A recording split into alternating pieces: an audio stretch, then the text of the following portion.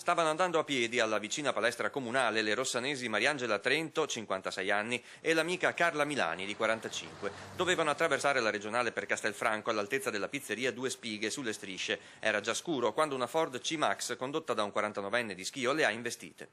In molti nella zona hanno sentito un botto e sono corsi fuori. Le donne sono sembrate subito gravi e dopo i primi soccorsi sono state portate all'ospedale di Bassano. Mariangela Trento è grave ma stabile in terapia intensiva. L'amica Carla è ricoverata con numerosi traumi. Entrambe sono finite sul parabrezza dell'auto e sbalzate di qualche metro. L'investitore si è fermato a prestare soccorso. Continuava a dire che non le ha viste, che era buio, è la prima volta che passava su questa strada qua. L'unica cosa che posso dire è che ho cercato di fare il possibile, prestare i primi soccorsi, le robe basilari, insomma. In quel punto della regionale per Castelfranco, poco fuori il centro di Rossano, attraversare a piedi di sera è pericoloso, l'illuminazione non è molto forte e ci sono anche degli alberi a bordo strada che limitano la visibilità.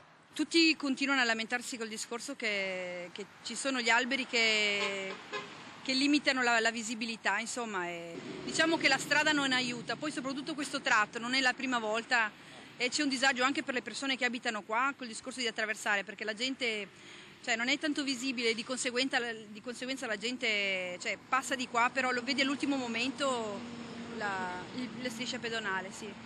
L'incidente ha destato grande preoccupazione in tutto il quartiere Montegrappa di Rossano, dove le due donne sono molto conosciute.